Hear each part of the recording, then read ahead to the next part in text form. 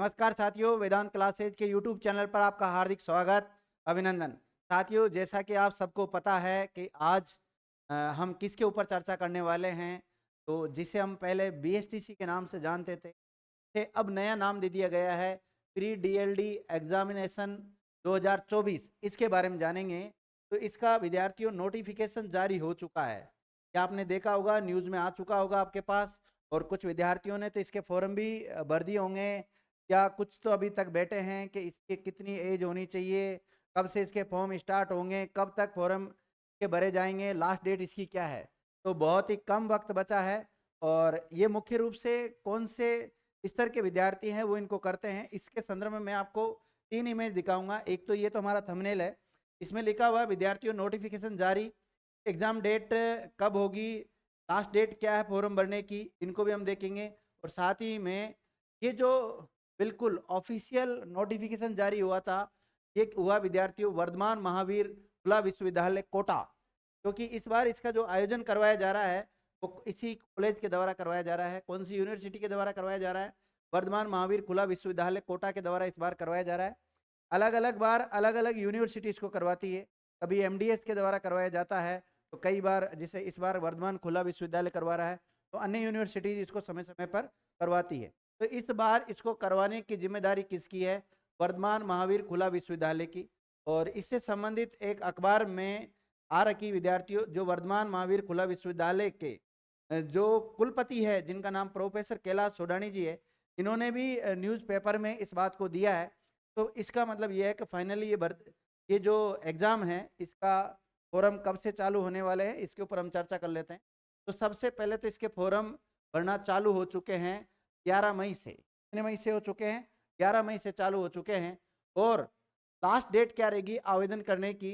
तो अंतिम तिथि है 31 मई, यानी कि शुक्रवार के दिन 31 मई तक होगा। लेकिन आप 31 मई तक वेट मत करना साथियों, क्योंकि कई बार वेबसाइट वगैरह पे एक साथ बहुत ज़्यादा फॉर्म अप्लाई होते हैं, तो उस समय बड़ी दिक्कत आ जाती है, साइट बिजी चलने लग जाती है और कुछ अभ्यर्थी फॉर्म भरने से वंचित हो जाते हैं। तो आप एक काम करना, जब फॉर्म भरना चालू कर दिया तो आजकल में आप फॉर्म भरना चालू कर देना। एक तो इस बात का ध्यान रखना। इसके अलावा परीक्षा कब है? अब कई विद्यार्थी ऐसे होते हैं, जब मतलब कोई भी फॉर्म भर देते हैं, उसके बाद में वो परीक्षा की तैयारी करते हैं। देखो, मैं हमेशा कहते आया हूँ, भर्ती कभी भी आए, आप किसी भी चीज़ की तैयारी कर रहे हो, आपकी तैयारी पहले हो जानी चाहिए। भर्ती आने के बाद तो केवल उसका रिवीजन होता है। जो विद्यार्थी काफ़ी समय से की तैयारी कर रहे थे, तो उनको तो कोई दिक्कत नहीं होगी। लेकिन अब अगर वो ज्वाइन करते हैं, अब शुरुआत करते हैं, विद्यार्थी रिजल्ट कुछ भी हो सकता है। मैं कुछ नहीं कहता उस बारे में, आपके ऊपर डिपेंड करेगा कि आपकी कैचिंग पावर वगैरह कितनी है। और मैं उन विद्यार्थियों को भी सजेस्ट करूंगा लास्ट में जाकर कि जो विद्यार्थी पहले से तैयारी कर रहे हैं, वो अब क्या करें, कैसे पहली बार में ही वो इस एग्जाम को क्लियर करें और आपको अच्छी कॉलेज मिले, जो आप चाहते हैं, मनपसंद कॉलेज मिलनी चाहिए। ठीक है। तो परीक्षा की तिथि है 30 जून। कितनी जून? 30 जून है विद्यार्थियों। तो ये तो आने वाली 30 जून, क्योंकि मई तो चल रहा है और जून आने वाली, लगभग 1.5 माह बचा है, ज़्यादा महीने नहीं बचा है। कितना? 1.5 माह, यानी कि 45-46 दिन के आसपास आपके पास है। इससे ज़्यादा आपको समय नहीं मिलने वाला।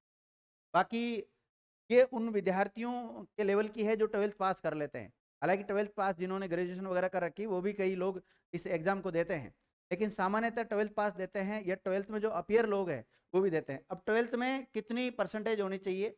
जो सामान्य कैटेगरी के लोग हैं विद्यार्थियों, तो उनके लिए विद्यार्थियों अगर हम बात करें तो 50% अंक आना जरूरी है। साथ ही में SC ST इनके जो लिए 45 है, और OBC ये MBC इनके लिए कितना है, EWS वगैरह इनके लिए 45 है। जो दिव्यांग होते हैं उनके लिए भी 45 है, और विधवा और जो तलाकशुदा वगैरह है उनके लिए भी कितना होना चाहिए? 45%। अलावा वांछित न्यूनतम प्राप्तांक प्रतिशत गणना की अंक में की स्वीकार्य नहीं होगी विद्यार्थियों। इसका मतलब यह, जैसे आपके 49 पॉइंट कुछ परसेंटेज बन रखी है, तो आप उसके लिए मान्य नहीं होंगे। मतलब 50 पूरी होनी चाहिए, ध्यान रखना। तो ये अलग से इस बात को भी देख लेना। मैं इसकी आपको एक टेलीग्राम पे हमारी वो भी डाल दूंगा, तो आप देख लेना। ठीक है। इसके अलावा बात करें हम कि इसमें आरक्षण वगैरह मिला हुआ है नहीं मिला, तो जो कैटेगरीज है उनको बिल्कुल आरक्षण दे रखा है। जैसे अगर सामान्य वाला बात करें हम, कोई भी अभ्यर्थी 1 जुलाई 2024 तक 28 वर्ष से अधिक एज का नहीं होना चाहिए। लेकिन जिन कैटेगरीज को रिजर्वेशन दे रखा है, उन्हें जो राज्य सरकार के द्वारा नियमानुसार है, उनको रिजर्वेशन मिलेगा इसमें। ठीक है, और इसकी तैयारी, इसका सिलेबस क्या होगा, उसके ऊपर हम चर्चा करेंगे अलग से। ये इन्फॉर्मेशन आप तक देनी थी। तो आपको अभी करना क्या है कि फॉर्म निकल चुके हैं, तो आप इन फॉर्म को भरना चालू कर दें। साथ ही में अपनी तैयारी को सुचारू रूप से रखें।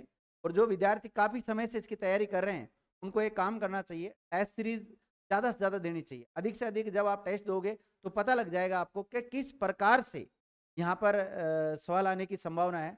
ठीक है विद्यार्थियों, मेरे को इतनी आप तक पहुँचानी थी। बहुत बहुत धन्यवाद।